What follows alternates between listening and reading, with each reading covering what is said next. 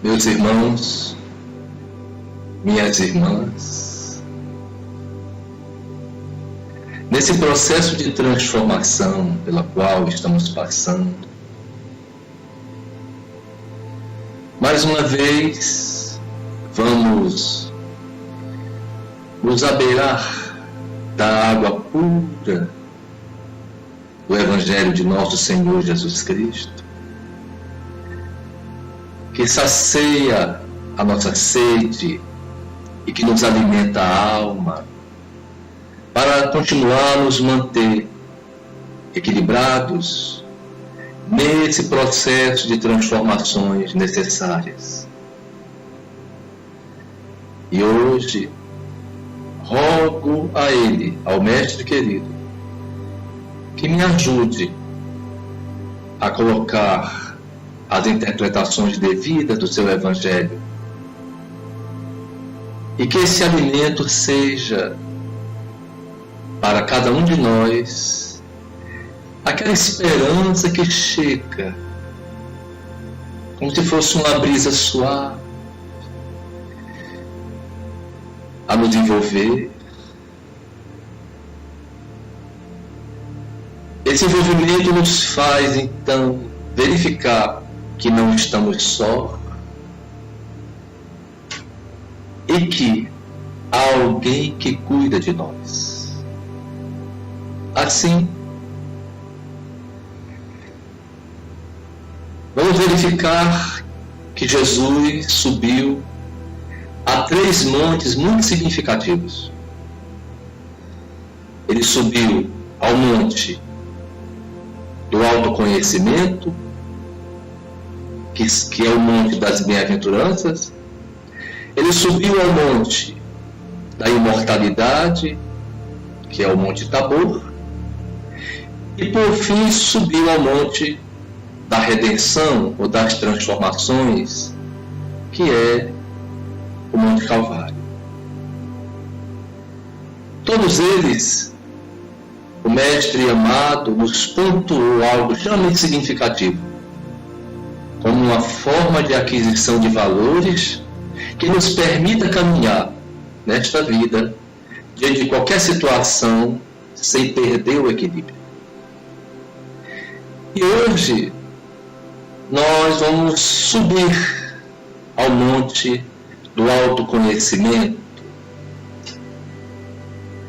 que é o monte das bem-aventuranças. E lá em Mateus, no capítulo 5,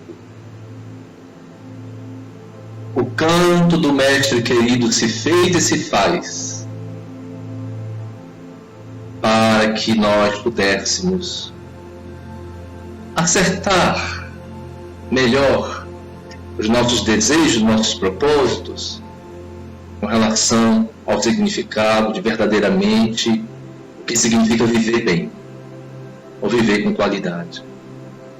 Ele então disse: bem-aventurados os que têm puro coração, porque verão a Deus. Isso está em Mateus, no capítulo 5, versículo 8. E no capítulo 8, do Evangelho segundo o Espiritismo. Então, na ótica, sob a luz do Consolador prometido, vamos avaliar essa luz maravilhosa que o Mestre querido lançou sobre o mundo, sobre nós, nesse canto que vai no entendimento, que vai no mais profundo da nossa alma, despertando considerações, questões e desdobrando o entendimento para que nós pudéssemos, vamos dizer assim, clarear, despertar, acordar a nossa consciência num conhecimento novo. Então, o canto do Mestre amado fala de purificar o coração para ver Deus. Vamos lá. Ver Deus. Vamos questionar sobre isso. Você está vendo Deus em você? Você está vendo Deus no seu próximo?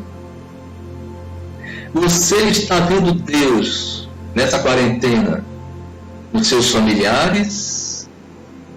Você está vendo Deus nos dias em que o sol nasce ou que a chuva vem? Na nuvem que passa? Na flor que desabrocha? Na árvore frondosa que se balança graciosamente ao sabor do vento? Você está conseguindo ver Deus? Não.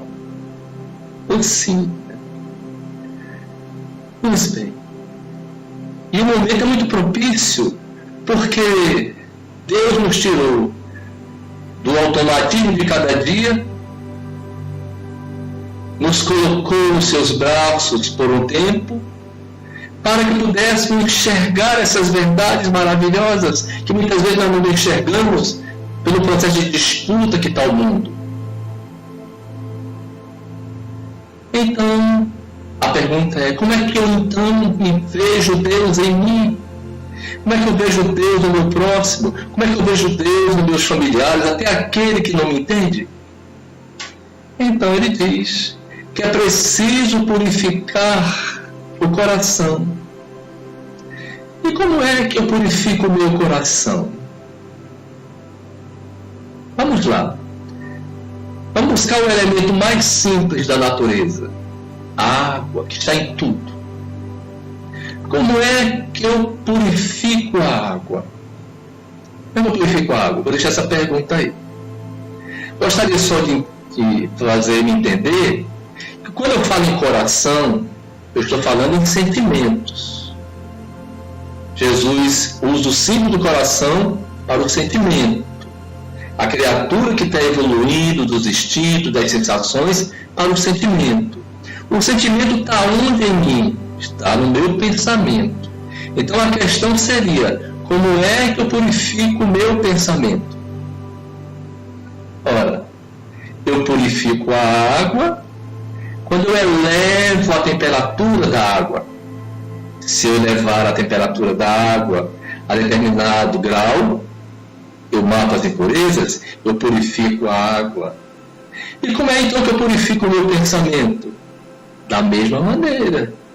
Quando eu elevo o meu pensamento, elevar nas bases do amor, elevar nas bases da concórdia, elevar nas bases da compreensão, todas as nuances do amor. Eu elevo o meu pensamento e eu purifico o meu pensamento. Então, nessa hora, eu vejo Deus em mim, na minha esposa, no meu próximo, nos meus filhos, no meu vizinho, até naquele meu familiar que não me entende bem. E como é que eu elevo o meu pensamento? Pelo amor, pela caridade. Eu elevo o meu pensamento a partir do momento em que eu coloco em alinhamento com a vontade de Deus, que é o amor. Então eu vou enxergar Deus em mim, em tudo, quando eu purifico, eu elevo o meu pensamento. E como seria que isso pode acontecer? Quando eu olho para mim com caridade. Eu, você, todos nós podemos ter nossas dificuldades, mas há coisas boas em mim. Então, quando eu olho para mim com piedade, que é um sentimento de caridade, eu vejo Deus em mim. Mas Deus em mim, quer dizer então que a presença de Deus está em mim? Não há dúvida que sim. Está na minha consciência. está na questão 621, onde está escrito a lei de Deus na tua consciência, onde tem a imagem de Deus, eu fui criado à imagem de Deus. Onde tem a lei de Deus, tem a presença de Deus. Então, pelo sentimento de piedade, quando eu elevo o meu pensamento, eu consigo ver Deus em mim, no meu próximo, em todas as coisas. Pois bem, vamos em frente. Mas Jesus desdobra esse processo contando uma pequena história, uma pequena passagem que está em Marcos, no capítulo 10, no versículo 13 a 16. Porque eu posso ver Deus em mim, mas Jesus mostra como é que eu faço a manutenção desse sentimento. Como é que eu consigo, não só por determinado momento, mas a todo momento, ver Deus em mim e nos outros. Então ele dá esse roteiro para mim. Como é que eu consigo fazer essa manutenção? Então, lá em Marcos, diz assim: apresentaram-lhe algumas crianças, e os discípulos, de alguma forma, para preservar o mestre, talvez cansado, não permitiu que as crianças chegassem até ele. Então ele disse: deixai vir a mim as criancinhas, pois o reino de Deus são para aqueles que lhe se assemelham. E depois ele completou: em verdade eu vos digo, que aquele que não receber o reino de Deus igual uma criança, não entrará nele. Aí ele faz os procedimentos para que você não só veja Deus, mas você mantenha essa visão constantemente, esse estado emocional a cada instante, a cada momento. Se não vejamos, então nós precisamos avaliar o significado de reino de Deus. Reino de Deus, que está dentro de mim, está dentro de você, é um estado de consciência, ou um padrão mental, quando você se esforça para fazer a vontade de Deus na sua vida. Quando você coloca a sua vontade, os seus desejos, a sua ideia central de vida, os seus propósitos, de acordo com a lei do amor, ou a lei de Deus, você então cria um ambiente em você, um padrão mental, um estado de consciência, pela conexão que você faz com Deus em você e em todos os lugares. Então o reino de Deus é um padrão mental, ou um estado de consciência, onde eu estou fazendo a vontade de Deus a cada instante, a cada momento. Jesus fez isso e faz até hoje. Eu e o Pai somos um, quando ele disse, porque ele realiza no seu pensamento, no seu comportamento, até hoje, a vontade de Deus. Pois bem, mas para mim manter esse padrão, eu preciso me assemelhar. Eu não preciso ser criança, eu preciso me assemelhar a uma criança, a candura da criança. O meu comportamento, então, tem que se assemelhar ao comportamento de uma criança. Que quando você fala mal dela, ela fica sorrindo. Ela pode até brigar com você, mas depois ela está rindo para você novamente. Se você der um presente para ela muito caro, às vezes ela gosta muito mais de um carrinho pequenininho. Então tudo na criança é um processo espiritual, porque ela está num processo, o espírito que está ali está de certa forma adormecido. Então há um acesso direto da alma, e a alma não pode se desdobrar porque a criança ainda desdobrasse tudo que ela traz, porque a criança pela idade, pelos órgãos materiais, não permite esse desdobramento. Pois bem, me assemelhar a uma criança simples, cândida, tranquila no comportamento, otimista, vivaz, sem estar ligada muito nas coisas materiais, mas muito mais nos prazeres de ser criança. Por isso a necessidade de deixar a criança ser criança, para aprender a espontaneidade e a vida. Então eu preciso me assemelhar a ela para mim conquistar o reino de Deus. Pois bem, mas Jesus desdobra outras informações com relação a entrar no reino de Deus. Como é que eu entro no reino de Deus? Se eu não me tornar uma criança, eu não entro no reino de Deus. Se eu não receber o reino de Deus igual uma criança, eu não entro nele. Ué, como é que eu recebo o reino de Deus? Vamos pensar. Como é que eu recebo? Tudo que chega em mim, chega através de estímulos. Eu recebo estímulo de todos os lados, de todas as maneiras. E esse estímulo chega até mim. Ora, eu vou responder a eles de acordo com a lei de Deus ou não. Se eu responder de acordo com a lei de Deus, os estímulos que eu recebo, eu começo então a entrar no reino de Deus, porque eu estou purificando o meu pensamento, porque eu estou elevando o meu pensamento, porque eu estou conectado com o amor. Mas Jesus coloca algo muito interessante para você refletir. Receber o reino de Deus. O reino de Deus são todos os estímulos que você recebe a cada instante, a cada momento. Até aqueles que você considera que não são bons. Porque nada acontece por acaso. Você não está e nem caiu de paraquedas na sua família. Você não caiu de paraquedas no seu trabalho. Você não caiu de paraquedas e sua casa está no meio de vizinhos, por acaso.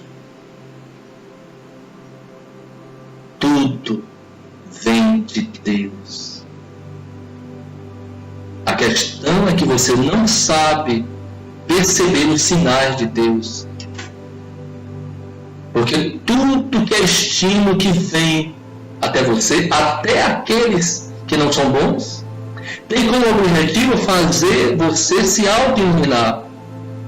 Esse é o grande objetivo da vida, a auto-iluminação. Então entenda que não existe acaso no contexto. Essa quarentena não é o acaso. Tudo tem uma razão, que é a sua transformação para melhor. A dificuldade da sua esposa, as suas próprias dificuldades, o vizinho que não é muito interessante, alguém no trabalho que você não gosta, todo o seu universo, os seus interesses, onde você movimenta o seu pensamento, existe, não é por acaso. São propostas de Deus no seu mergulho, no mergulho da sua alma, no mundo material, para que você possa agregar valores e ao sair daqui, sair iluminado.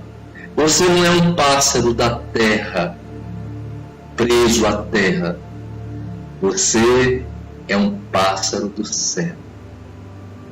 É preciso voar. Então, receber o reino de Deus,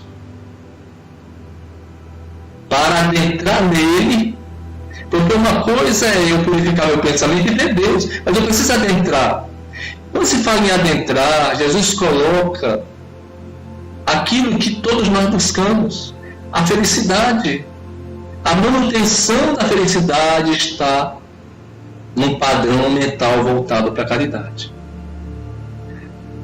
Assim, eu recebo todos os estímulos dos que estão dentro de casa, da família, dos que gostam e não gostam, do trabalho, do dia a dia, do trânsito, enfim, como oportunidades de crescimento. Porque a resposta para esses estímulos, quem vai dar sou eu, de acordo com a lei do amor.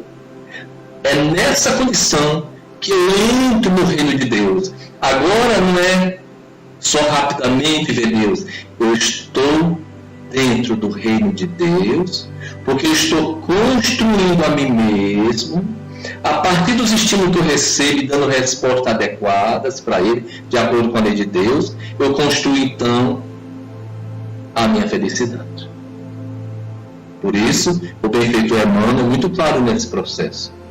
Felicidade é a construção de si mesmo, que se faz pelo pensamento, pelas atitudes, para uma comunhão com Deus. Aí eu entro no reino de Deus, eu adentro o reino de Deus. Porque tudo quanto eu recebo vem de Deus, para que eu possa transformar. Gostaria então, para reforçar,